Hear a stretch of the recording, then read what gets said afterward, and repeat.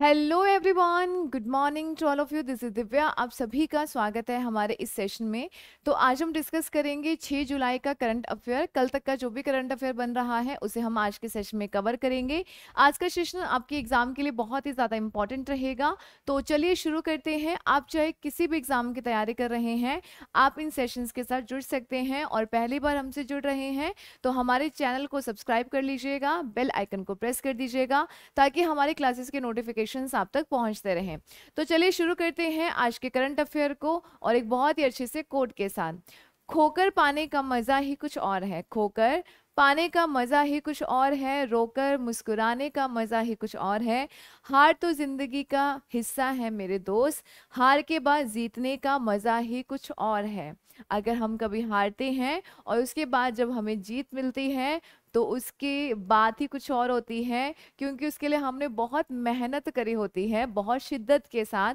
तो इसीलिए हमें उस जीत का बहुत आनंद आता है। तो इसीलिए ये नहीं सोचें कि हम हार रहे हैं या अनसक्सेस हो रहे हैं। अगर आप मेहनत करेंगे तो डेफिनेटली सक्सेस भी ज़रूर हो जाएंगे, और उस हार के बाद जो जीत मिलेगी उसका मज़ा कुछ और ही होने वाला है।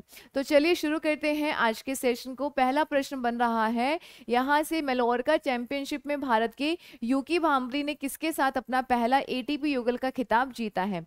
तो ये एक टेनिस प्रतियोगिता है। यहाँ पे पूछा गया है, एक व्यक्ति है यहाँ के इंडिया के जिनका नाम है यूकी भांबरी, इन्होंने किसके साथ एटीपी युगल का खिताब जीता है। तो यहाँ से राइट आंसर आपका रहेगा लॉयड हैरिस। ठीक है, लॉयड हैरिस के साथ जीता है, और ये इनका पहला ऐसा खिताब भी है किनका, यूकी भांबरी का। तो चलिए जानते हैं, पहले ये जान लेते हैं कि Lloyd Harris, Roger Federer, Rafael Nadal ये कहाँ के हैं।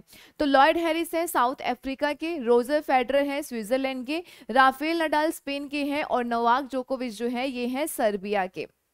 ओके चलिए, तो यहाँ पे ध्यान रखिएगा। अब देखिएगा, यूकी भांबरी थ्रिल्ड विद मैदान एटीपी डबल टाइटल, इन्होंने ये जीत लिया है और ये द हिंदू के अंदर पब्लिश भी हुआ था।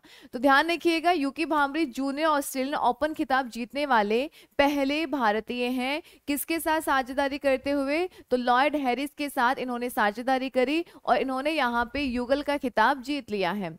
अगर बात करते हैं यहाँ पे इसका आयोजन कहाँ किया गया था, स्पेन के अंदर इसका आयोजन किया गया था। और कहां पर होता है, ग्रास कोर्ट पे, यानी कि जो घास वाला कोर्ट होता है उसके ऊपर इस गेम का, इस टूर्नामेंट का आयोजन किया गया था। अब यहां से अगर बात हो रही है टेनिस की, तो कुछ और भी ग्रैंड स्लैम है जिनका आयोजन हर साल किया जाता है। हर साल होने वाले, जैसे कि एक साल में 4 बार होते हैं। ऑस्ट्रेलियन ओपन ये 1905 में शुरू हुआ, French open, Wimbledon open and US open. सबसे पहले ऑस्ट्रेलियन होता है, फिर फ्रेंच होता है, फिर विंबलडन होता है एंड फिर यूएस ओपन होता है।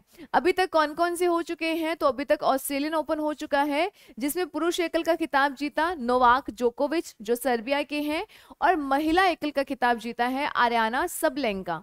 ये पूछे जाते हैं प्रश्न बहुत इंपॉर्टेंट जो बेलारूस की हैं। फ्रेंच ओपन की बात करते हैं तो 2023 की विजेता कौन है, पुरुष में नोवाक जोकोविच है और महिला में ईगा स्विएटेक है जो पोलैंड की है। इनके द्वारा इन खिताब को जीता गया है। ओके नेक्स्ट देखिएगा। नेक्स्ट यहाँ से क्वेश्चन बन रहा है, किस राज्य में जगन्ना अम्मा पोवोडी योजना का चौथा संस्करण शुरू हुआ है। तो इनका संबंध है आंध्र प्रदेश से। इनका संबंध कहाँ से है, इनका संबंध है आंध्र प्रदेश से। तो इसके बारे में हम कुछ बातें जान लेते हैं, देखिएगा। उसके अलावा हमने और भी बहुत सारी योजनाएं पढ़ी जो पर्टिकुलर किसी अलग अलग जगह से है, जैसे हरियाणा की चिराग योजना है, उत्तर प्रदेश की है नंद बाबा दुग्ध मिशन योजना जिसका उद्देश्य दूध के प्रोडक्शन को बढ़ाना है, और मध्य प्रदेश की योजना है लाडली बहना योजना। ये योजनाएं यहाँ की काफी इंपॉर्टेंट योजनाएं हैं, याद रखिएगा।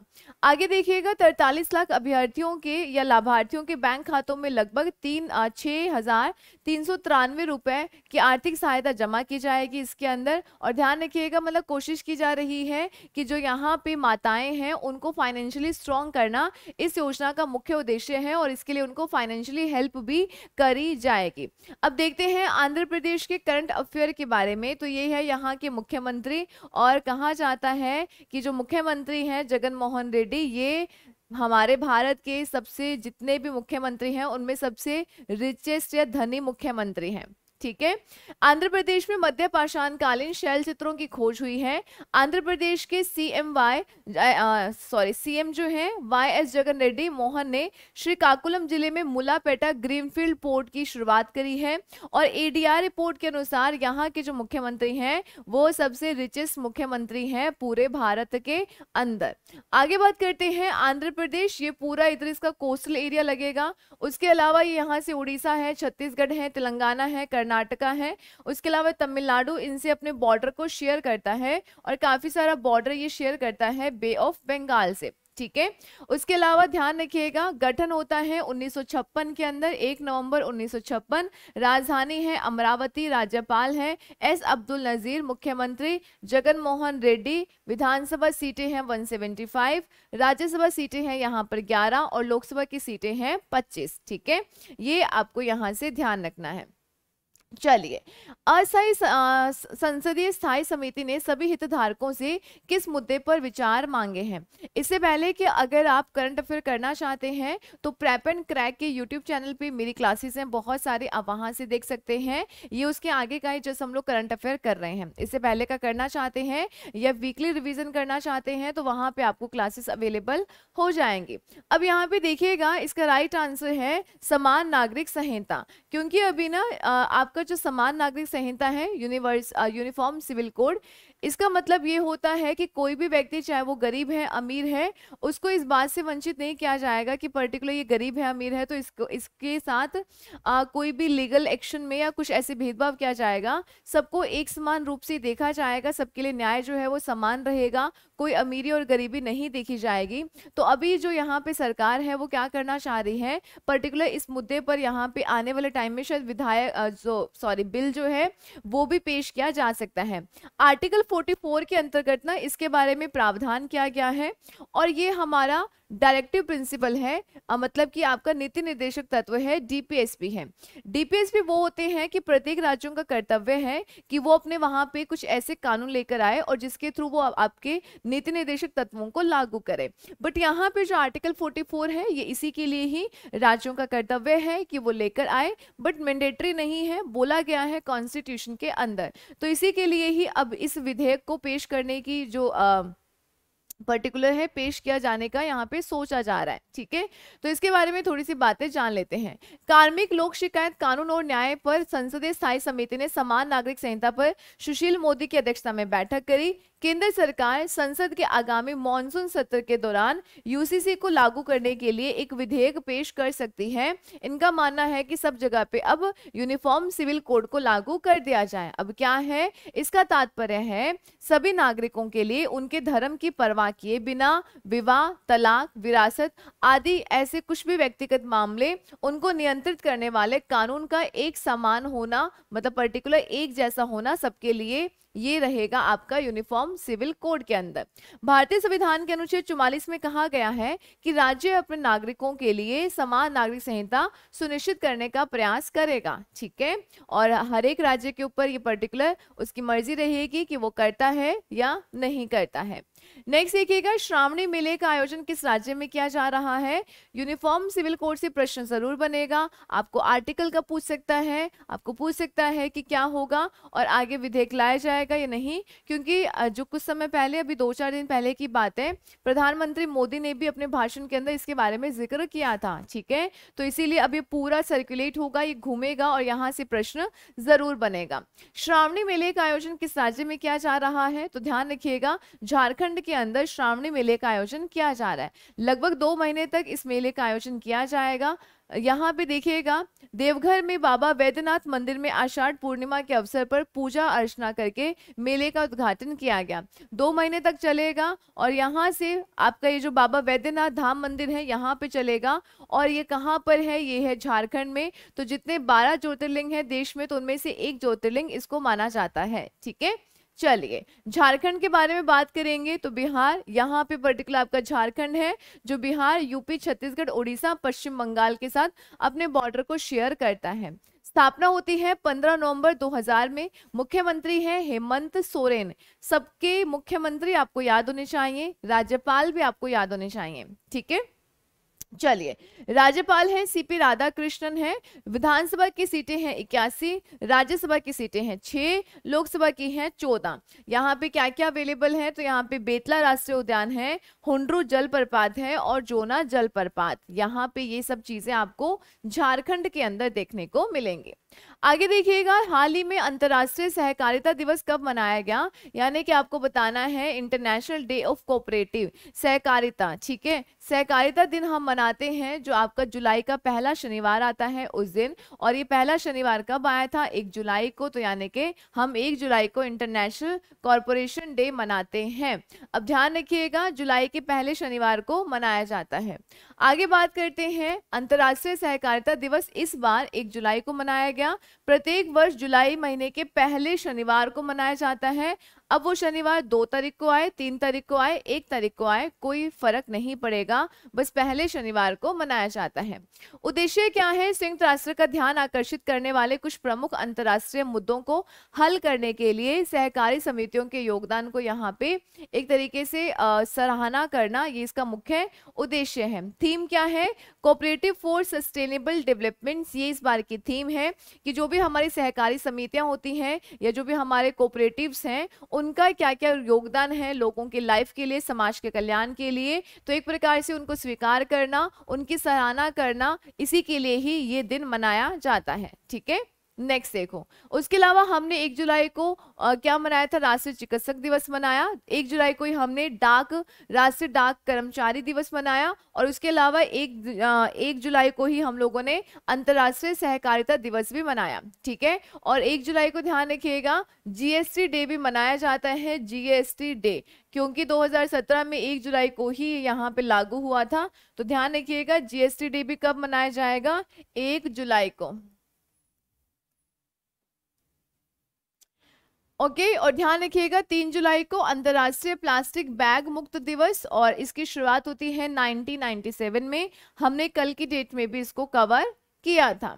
ओके, चलो आगे देखिएगा, हाल ही में दुनिया के 7 अजूबों की अपडेट लिस्ट जारी की गई है। इनमें से किसको शामिल नहीं किया गया है। हम लोग जानते हैं दुनिया में 7 अजूबे हैं, जिसमें हमारे जो ताजमहल है उसको भी कंसीडर किया जाता है। तो ये लगभग हर साल निकाली जाती है। इसके अंदर इस बार कौन सा अजूबा है जिसको यहाँ पे शामिल नहीं किया गया, तो ध्यान रखिएगा गीजा के जो पिरामिड है इनको यहाँ पर इसके अंदर शामिल नहीं किया गया है। माचू पिचू है, पेट्रा है चीन की, यहाँ पे देख लीजिएगा, इसको हम लोग अभी देख लेते हैं। ठीक है, किस किस को शामिल किया गया है, तो देखिएगा यहाँ पे ताजमहल जो भारत में है उसको शामिल किया गया। चीन की महान दीवार ये 7 अजूबों के अंदर है। क्राइस्ट द रिडीमर प्रतिमा ये आपकी रियो डी जेनेरियो ब्राजील में है, इसको शामिल किया गया। माचू पिचू पेरू के अंदर है, इसको शामिल किया गया। चिचेन इट्जा मैक्सिको की है, इसको शामिल किया गया। रोमन कोलोसियम ये रोम इटली के अंदर है, इसको शामिल किया गया। एंड पेट्रा जॉर्डन, इन सभी को यहाँ पे 7 अजूबों के अंदर शामिल किया गया है। ठीक है, चलिए हाल ही में एसबीआई के नए सीएफओ कौन नियुक्त किए गए हैं, यानी कि चीफ फाइनेंशियल ऑफिसर किनको नियुक्त किया गया है, तो राइट आंसर रहेगा कामेश्वर राम कोवदंती जो है इनको एसबीआई के सीएफओ के रूप में नियुक्त किया गया है, यानी कि चीफ फाइनेंशियल ऑफिसर के रूप में। ठीक है, तो बात कर लेते हैं एसबीआई, तो ये हमारे सहकारी बैंक में सबसे बड़ा बैंक है एसबीआई। ओके, चलो तो यहाँ पे देखिएगा भारतीय स्टेट बैंक ने कामेश्वर राव कोदावंती को सीएफओ के रूप में नियुक्त किया है। अब ये 1991 से इसके साथ जुड़े हुए हैं। अगर बात करते हैं एसबीआई, तो सरकारी बैंक में सबसे बड़ा बैंक है। स्थापना हुई थी 1955 के अंदर, मुख्यालय मुंबई, और अध्यक्ष कौन है, दिनेश कुमार खारा है। ठीक है, अगर पूछा जाए ना सरकारी में सबसे बड़ा बैंक तो एसबीआई, अगर नॉर्मल पूछा जाएगा तो एचडीएफसी, कल की डेट में कवर करवाया था ना, तो जो एचडीएफसी है वो प्राइवेट या पूरा ओवरऑल बात करेंगे तो वो बैंक अब सबसे बड़ा बैंक बन गया है। स्टार्टअप 2.0 शिखर सम्मेलन का आयोजन कहाँ पे किया गया है, स्टार्टअप 20 का, तो ध्यान रखिएगा इसका जो राइट आंसर है वो रहेगा हरियाणा के अंदर, हरियाणा के गुरुग्राम के अंदर इसका शिखर सम्मेलन का आयोजन किया गया। 3 से 4 जुलाई के अंदर किया गया है, इसकी मेजबानी ध्यान रखिएगा गुरुग्राम के अंदर की गई है। और ये आपकी स्टार्टअप 20, क्योंकि इस बार G20 की अध्यक्षता कर रहा है भारत, तो इससे रिगार्डिंग बहुत सारे सम्मेलन का आयोजन किया गया है भारत के अंदर। तो अभी ये स्टार्टअप 20 को लेकर है कि हम यहाँ पे किस प्रकार के स्टार्टअप्स करें, कौन कौन से इनोवेटिव जो आइडियाज हैं उनके ऊपर बात की गई, किस प्रकार से हम यहाँ पे ग्रीन एनर्जी को लेकर आ सकते हैं, क्योंकि 2070 तक भारत चाह रहा है कि वो अपने यहाँ पे अपने कार्बन इमिशन को बिल्कुल जीरो कर देगा। तो उसके लिए क्या क्या इनोवेटिव आइडियाज होने चाहिए और उन पे किस प्रकार से काम होना चाहिए, उनके लिए किस प्रकार के स्टार्टअप होने चाहिए, उन सब के ऊपर यहाँ पर बात की गई।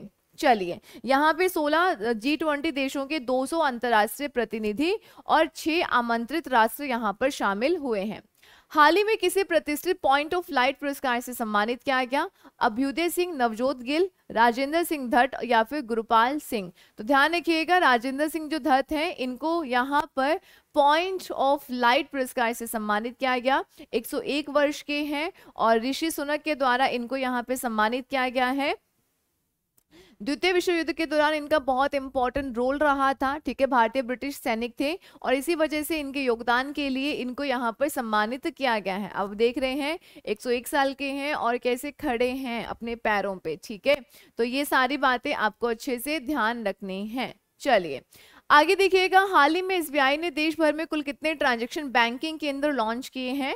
कौन से हैं ट्रांजैक्शंस बैंकिंग केंद्र? यानी कि आपको किस प्रकार से ट्रांजैक्शन करना है फाइनेंशियली प्रॉब्लम्स को दूर करने के लिए यहाँ पे ट्रांजैक्शंस बैंकिंग केंद्र लॉन्च किए गए हैं और इनकी संख्या है 34। अच्छे से याद रखिएगा कितने किए गए हैं, 34 किए गए हैं और यहाँ से ये आर्टिकल भी पब्लिश हुआ है। तो ये सारी बातें आपको बहुत अच्छे से ध्यान रखनी है, ठीक है। ट्रांजैक्शन बैंकिंग हब में उत्पाद विशेषज्ञ कार्यरत होंगे जो व्यवसायिक ग्राहकों को उनकी वित्तीय सेवा आवश्यकताओं में सहायता करेंगे। यानी कि फाइनेंशियली प्रॉब्लम्स को दूर करने के लिए ही इन ट्रांजैक्शंस बैंकिंग हब का यहाँ पे इनको ओपन किया गया है, ठीक है। अब यहाँ से ना हम लोग बात करते हैं नेक्स्ट प्रश्न, जुलाई 2023 में यूएई भारत आर्थिक शिखर सम्मेलन कहाँ पर आयोजित किया गया? पुणे, आबू धाबी, दुबई या फिर नई दिल्ली? तो राइट आंसर क्या होगा? आबू धाबी के अंदर इसका आयोजन किया गया है। कैसा है? भारत आर्थिक शिखर सम्मेलन। अब यहाँ पे आर्थिक है तो इकोनॉमी से रिलेटेड यहाँ पे बातें की गई। तो देखिएगा शिखर सम्मेलन में स्टार्टअप, स्थिरता और हरित ऊर्जा जैसे विषयों पर यहाँ पे चर्चा की गई थी, ठीक है। और कहाँ पर हुआ है? आबू धाबी के अंदर इसका आयोजन किया गया। नेक्स्ट है, आईडीएफसी फर्स्ट बैंक का निम्न में से किस बैंक के साथ विलय किया जाएगा? आईडीएफसी लिमिटेड, देना बैंक, विलास लक्ष्मी या फिर सभी के साथ? अभी हमने देखा था ना एचडीएफसी लिमिटेड का एचडीएफसी बैंक के अंदर क्या हो गया है? विलय हो गया है। उसको देखते हुए ही यहाँ पर ये स्टेप उठाया गया है। आईडीएफसी फर्स्ट बैंक का आईडीएफसी लिमिटेड के अंदर क्या हो जाएगा? विलय किया जाएगा, ठीक है। अभी सिर्फ बात की गई है, जब भी विलय होगा उसके बारे में हम यहाँ पे फिर पूरा डिटेल के साथ चर्चा करेंगे। चलिए इसके अलावा हम लोग यहाँ से बात करते हैं कुछ और आज के कुछ इंपॉर्टेंट फैक्ट्स के बारे में जो आपको हेल्प करेगा आपके स्टैटिक को स्ट्रॉन्ग करने में। यहाँ से देखिएगा कुछ हमारे यहाँ पे जल प्रपात है, जैसे कि चूलिया जलप्रपात चंबल नदी राजस्थान में स्थित है, जोग या गरसोपा जलप्रपात शरावती नदी कर्नाटका, शिव समुद्रम फॉल कहाँ पर? कावेरी नदी अगेन कर्नाटका, गोकक जलप्रपात घटप्रभा कर्नाटका, मेघदातु जलप्रपात कावेरी नदी कर्नाटका। तो दो तो आपके कावेरी पे ही है, एक तो है आपका शिव समुद्रम और एक है मेघदातु। पायकरा जलप्रपात की बात करेंगे, पायकरा नदी तमिलनाडु में है।